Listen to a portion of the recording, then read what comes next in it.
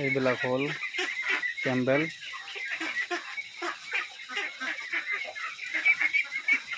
এইটো ৰাতিৰ খানাটো দিয়া হৈছে। আৰু এইবিলাক হ'ল লোকেল পাতিহাঁহ।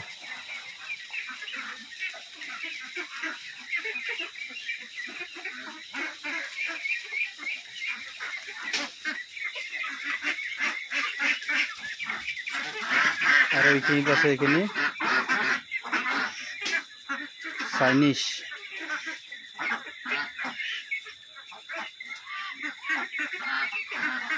ইফালেৰে গৈ আপোনালোকক দেখাই আছো।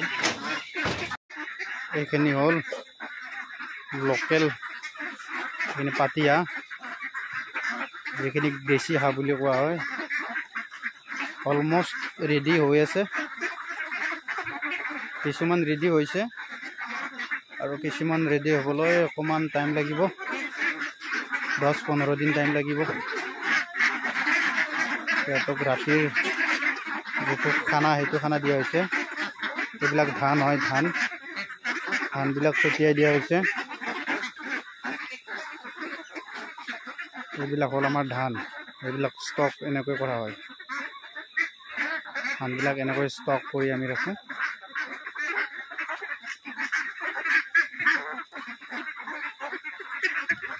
আৰু ইয়াতে এইটো পানী খোৱাৰ কাৰণে এইটো ড্ৰেইন বনাই দিয়া হৈছে। ইয়াতে পানী দিয়া হয়।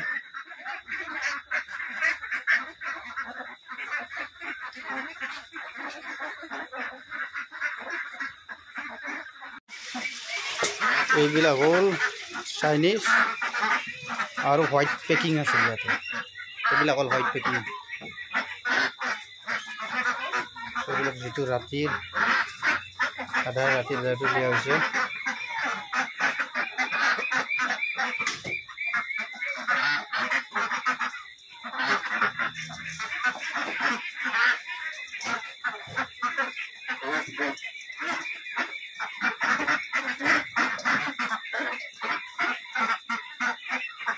এইবিলাকৰ ওজন বহুত হ'ব। এতিয়া গ্ৰ'য়িং ষ্টেজত আছে।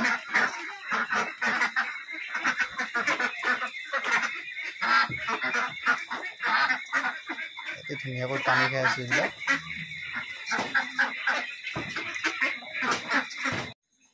এইবিলাক হৈছে মাছকবি পোৱালি, সৰু পোৱালি, বহুত ডাঙৰ হ'ব এইবিলাক। এইখিনি ব্ৰিডিঙৰ কাৰণে অনা হৈছে।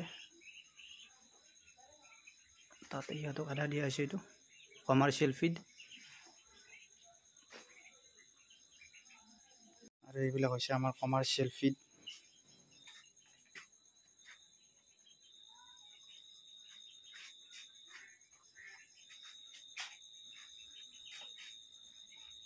এইবিলাক সিহঁতক খোৱা যায়।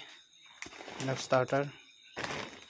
যেতিয়া পোৱালিবিলাক সৰু থাকে তেতিয়া এইবিলাক খুৱাব লাগে। ইয়াত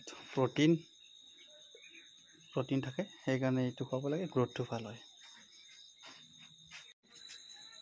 এইটো আমাৰ জাৰ্মান শ্বেফাৰ্ড কুকি। এইটো ধুনীয়াকৈ এটা ঘৰ এনেকৈ বনোৱাই দিয়া হৈছে আৰু ইয়াতে সি থাকে। কুকি